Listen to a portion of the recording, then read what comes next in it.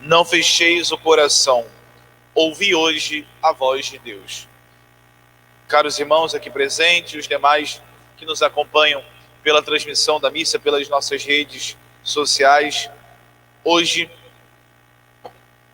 nós ouvimos no Salmo e cantamos no Salmo esse refrão: hoje não fecheis o coração, ouvi hoje não fecheis o coração, ouvi hoje a voz de Deus.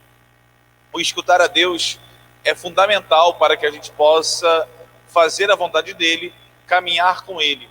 E hoje, nessa homilia, eu quero caminhar com vocês nessa reflexão sobre esse escutar a Deus de uma maneira muito cotidiana até, de uma maneira muito imediata, muito próxima. Então, esse falar, ouvir a Deus que estou me referindo aqui, não tem nada de dom extraordinário do Espírito Santo, mas é um ouvir de maneira muito simples, na leitura da palavra de Deus, no conhecimento da doutrina da igreja, enfim, no contato com aquilo de Deus que está muito diante de nós, muito fácil e próximo de nós. Até o Evangelho fala de um contexto em que a comunidade ouvia Deus de uma maneira direta. Deus pregando na sinagoga. Jesus entrou num dia de sábado e começou a ensinar ali aquela comunidade. E chama muita atenção nesse momento uma ênfase que o evangelista São Marcos dá 2 vezes, que é a respeito da autoridade com que Jesus prega. Diz aqui que Jesus, ele pregava, ensinava, e todos ficavam admirados porque ele ensinava como quem tem autoridade e não como os mestres da lei. E depois ele expulsa o demônio daquele homem e todos ficam espantados. O que é isso? O ensinamento novo dado com autoridade? E é importante nós nos perguntarmos, então, o que significa essa autoridade de Jesus no ensinamento? Por que podemos dizer que ele tem autoridade? Ou, o que significa alguém possuir autoridade? Claro que a gente pensa autoridade, logo vem em pessoas de alto cargo, de pessoas que têm um cargo de poder. Mas é importante nós destacarmos que não só esses possuem autoridade, mas possuem autoridade também aqueles que ensinam, aqueles que afirmam, aqueles que falam com uma certa postura de quem possui aquilo que está dizendo. Em outras palavras, vamos lá. Quando você prega com autoridade, o que é pregar com autoridade? É porque você prega de algo que você conhece muito bem, algo que você sabe. E você não só sabe porque transmite um conhecimento. Assim eram os mestres da lei. Os mestres da lei, eles ensinavam porque eles tinham o conhecimento da lei. Mas aquela lei nem sempre estava no seu coração e na sua alma como algo seu. A gente hoje, nessa época de pandemia, está ouvindo falar dos especialistas sempre, porque diz os especialistas, dizem assim. Mas o que é um especialista? Vamos entrar aqui no mérito da questão do que estamos vivendo no tempo atual. O especialista aqui é alguém que pode falar com autoridade. Por que fala com autoridade? Porque é algo que é seu. Eu pesquisei, eu conheci por dentro. Eu ali pude aprofundar naquele tema. E agora eu posso dizer aqui com propriedade. Propriedade por quê? Porque é meu. Eu possuo esse conhecimento. Eu possuo essa instrução. E aqui posso falar com liberdade, com tranquilidade, com firmeza. Assim também deve acontecer em nosso conhecimento da palavra de Deus. Nós precisamos conhecer e pregar a palavra de Deus, não por uma transmissão de conhecimento. Porque dizem que é assim, assim, assim. Porque lá na Bíblia está falando assim, assim. Ou seja, é uma coisa fora de mim. Quando eu digo assim, porque a Bíblia diz isso, isso, isso, pode ter na minha expressão aqui uma não identificação com aquele texto sagrado. Agora, quando eu digo que com a Bíblia, mas com algo dentro de mim, aquilo ali, não é só porque a Bíblia diz, mas é porque Deus quer assim, e porque Deus quer assim, eu também quero. Não fecheis o vosso coração. Ouvi hoje a voz de Deus. É importante que a gente escute a palavra de Deus, assuma essa palavra como nossa, para que assim possamos pregá-la. E existe aqui o grande perigo de uma certa prepotência de nós cristãos, de pensarmos que nós já ouvimos o suficiente a palavra de Deus, já conhecemos o suficiente da palavra de Deus, e não tem nada que nos impeça de obedecer a Deus. E aqui há um grande perigo nessa prepotência. Por quê? Porque a gente pode justamente nisso aqui, em algum momento, cair, não escutar a Deus e acabar perdendo a nossa salvação. É isso um pouquinho que relata no próprio Salmo que nós estamos aqui citando. O Salmo, que tem esse refrão, na sua última estrofe, diz assim: Oxalá ouvisses hoje a sua voz. Oxalá significa quem dera. Quem dera que hoje ouvisse a sua voz, ouvisse a voz de Deus. Não fecheis o coração como em Meriba, como em Massa, no deserto aquele dia. O que aconteceu em Massa e Meriba? Bom, na verdade, Massa e Meriba, existe uma discussão entre os teólogos, porque o território de Massa é citado aqui, mas a gente não encontra esse território antes. Possivelmente Massa e Meriba sejam o mesmo local aqui, então dito de dois nomes. Mas Meriba ou Meribá, nós sabemos muito bem o que aconteceu. O povo de Deus caminhava pelo deserto. Moisés liderava o povo. Lá no Egito, eles sofriam a escravidão do faraó. Deus enviou 10 pragas para os egípcios. E o povo hebreu foi libertado pela liderança e protagonismo de Moisés. Moisés, então, depois de comunicar as 10 pragas ao povo egípcio, pega o seu cajado, bate no mar e o mar se abre. O povo atravessa o mar, os soldados vêm atrás e os soldados morrem afogados. Todos nós conhecemos esse episódio. O povo sente fome lá no deserto, logo nos primeiros dias, e começa a reclamar com Moisés que lá no Egito eles tinham comida à vontade.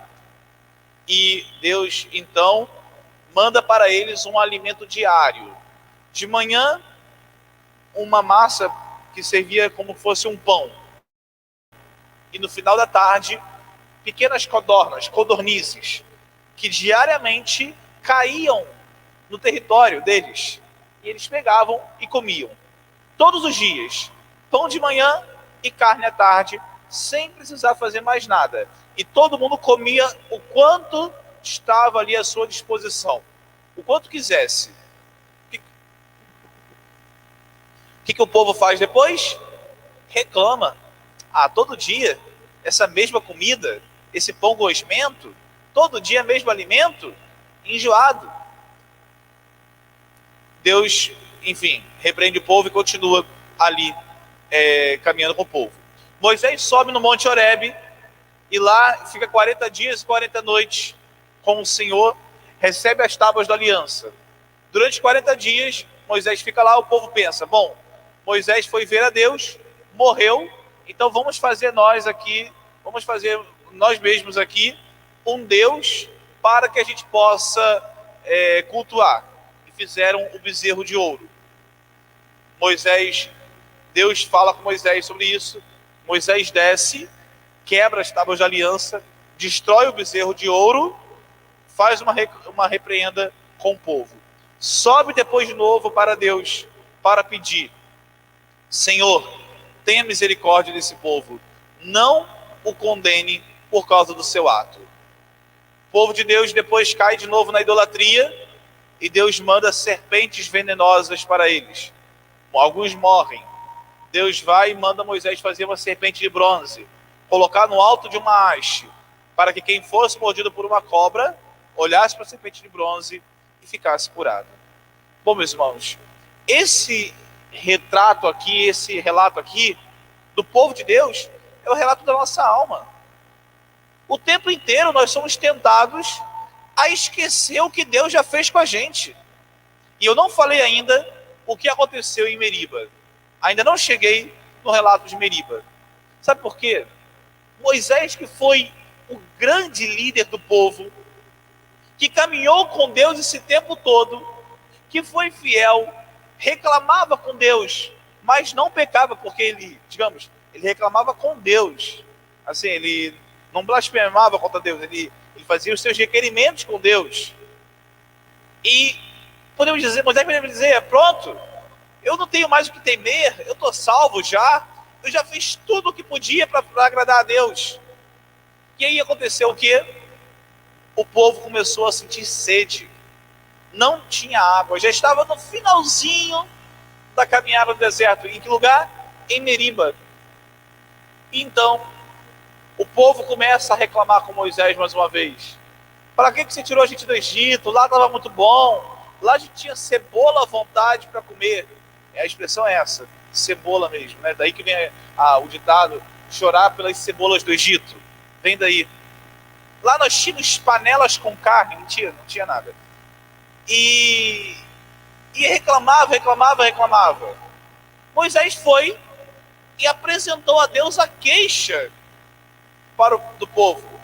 Olha, o povo está reclamando porque falta água. Deus deu uma ordem a Moisés. Moisés, vai lá, pega a sua vara, aquela que abriu o mar vermelho, bate na rocha e a água vai começar a sair. O que Moisés fez?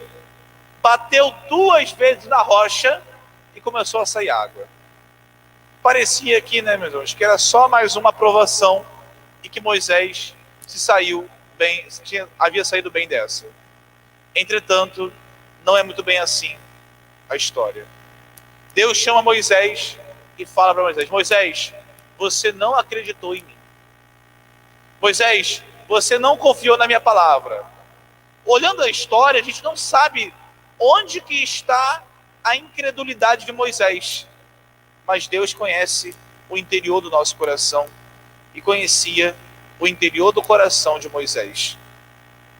E por isso, Deus fala: você bateu 2 vezes na rocha. Veja, meus irmãos, a gente não conhece ali o interior, mas Deus conhece e sabia que naquela atitude de Moisés havia uma incredulidade. Moisés, que tinha passado por tanta coisa com Deus, no finalzinho da sua vida, passou por uma incredulidade e por isso recebeu uma punição de Deus. Qual punição? Você não vai entrar na terra prometida. Moisés caminhou 40 anos com o único desejo de chegar na terra prometida. E porque no último momento ele foi incrédulo, ele por isso não entrou na terra prometida. Daí vem a última estrofe do Salmo: Oxalá, quem dera, ouvisses hoje a sua voz, não fecheis os corações como em Meriba, como em Massa, no deserto, aquele dia em que outrora vossos pais me provocaram, apesar de terem visto as minhas obras.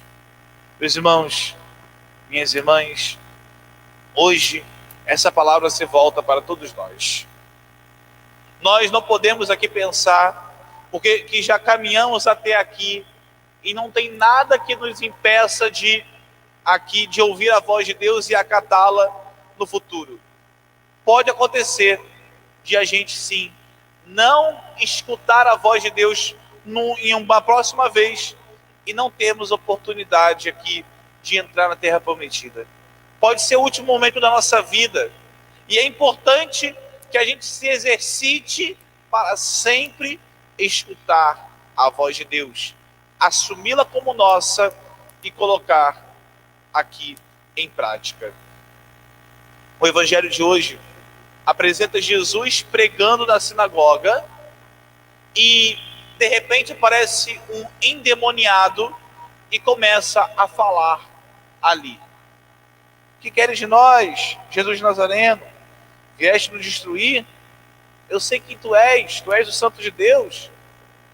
As pessoas, às vezes, quando falam assim de exorcismo, de possessão, ficam todas curiosas, assim, né? Saber, né? Ou então, quando acontece alguma coisa, quer logo saber que é o demônio agindo, fazendo. Uma grande coisa que o demônio não gosta, não busca, é mostrar a cara dele, é se manifestar. Por quê? E quando ele faz isso, ele espanta, ele assusta. Mas, então assim, ele faz isso, às vezes de maneira sutil. Qual é o interesse do demônio? O interesse do demônio é sempre impedir que a gente escute a Deus. Impedir que a gente assuma a palavra de Deus como nossa, a gente ouça a palavra de Deus. E como que ele faz isso? Bom, ele faz isso pela tentação, muito sutil, como fez ele com Moisés. Moisés, não acredita nisso não. Não vai sair água da rocha não. Sutil. Mas, quando ele, vez e outra, ele não consegue fazer pela maneira sutil, ele se manifesta. Para que ele se manifesta? Para chamar a atenção das pessoas a quererem prestar atenção nele, ficarem apavoradas e não escutarem a Deus. Tem muita gente que é louca por estudar demonologia, né? Estudo dos demônios. Tem gente que adora ficar sabendo disso, estudar isso. Mas antes, é importante querer estudar a palavra de Deus. Se eu não conheço a palavra de Deus, como que eu quero conhecer o inimigo de Deus? Porque aqui existe uma grande tentação, o quê? De eu fechar os meus ouvidos para a voz de Deus. Vejam, meus irmãos, é importante que a gente esteja sempre atento. Se nós nos desviarmos e distrair a nossa atenção, não escutando a Deus, a gente perde aqui a grande graça, talvez, quem sabe, até da vida eterna. Se a gente não escutar a palavra de Deus, podemos cair num pecado que pode nos tirar a salvação. Então, apanhando do início ao fim aqui da nossa homilia, hoje nosso Senhor ele vem nos ensinar que ele prega com autoridade, porque aquela palavra que ele prega é algo que tem dentro dele. E se nós queremos também viver a nossa vida, a nossa pregação da palavra de Deus, nossa vida com Deus, com uma autoridade, é importante que queiramos ter a palavra de Deus como algo nosso, algo que nós possuímos, algo que nós aderimos como parte de nós. Se a palavra de Deus não faz parte da sua vida, você com muita facilidade também não vai cumpri-la. É importante que a gente queira escutar a voz de Deus e quando escutamos, assumirmos essa palavra com propriedade. Agora, Deus pode nos pedir em alguns momentos coisas terríveis. E geralmente ele vai, assim, cada vez pedindo coisa mais desafiadora a cada um de nós. Vai aprimorando aqui a nossa entrega a ele. E por isso também o quanto que nós devemos renunciar de pecado e de vida errada.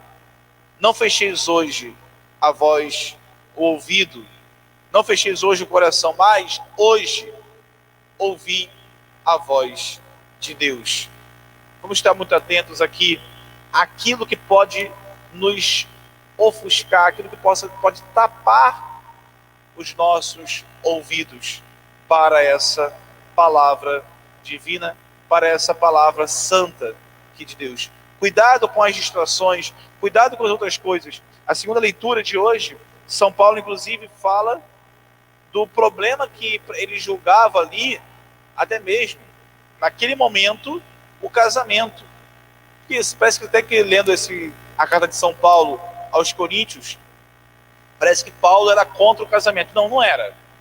Acontece que para Paulo, nesse momento, ele pensava que Jesus já ia voltar ali dentro de poucos dias. Era o pensamento de Paulo no período que ele escreveu a primeira carta aos Coríntios.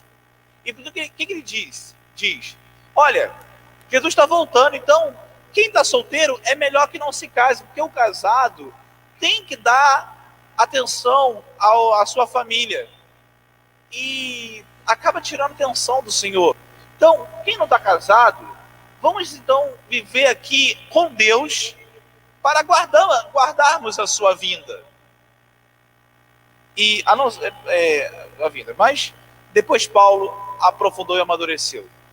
Aplicando a palavra de Paulo para o tempo de hoje, a gente pode pensar quantas vezes a gente também não coloca coisas mundanas no lugar de Deus.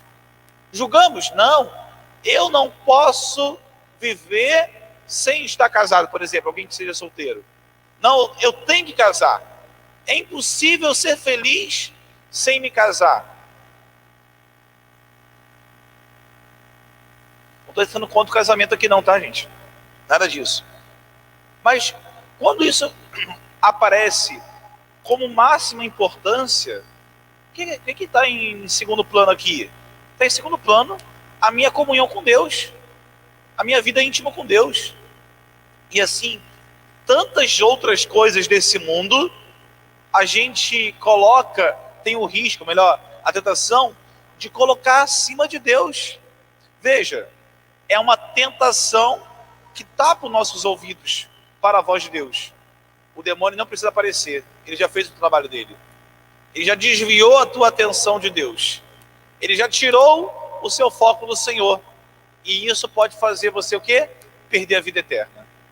E aqui se dá, eu falei aqui casamento, relacionamento, pode ser emprego, pode ser tantas situações que a gente coloca acima de Deus, e porque se colocar acima de Deus, isso pode tirar a nossa salvação.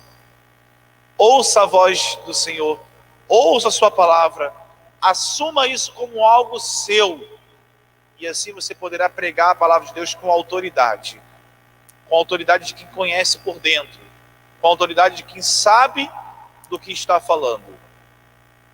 Não fecheis o vosso coração como em Meriba, em que outrora vossos pais me provocaram, apesar de terem visto as minhas obras. Que cada um de nós possamos, nesse domingo, que nosso Senhor nos concede, da graça dele, a abrir nossos ouvidos, a acolher sua palavra e fazer dispersar aquilo que nos afasta de Deus, aquilo que tapa os nossos ouvidos da voz de Deus. Que possamos agora refletir um pouquinho sobre essa palavra, acolhermos também o que Deus tem a nos ensinar a partir dela.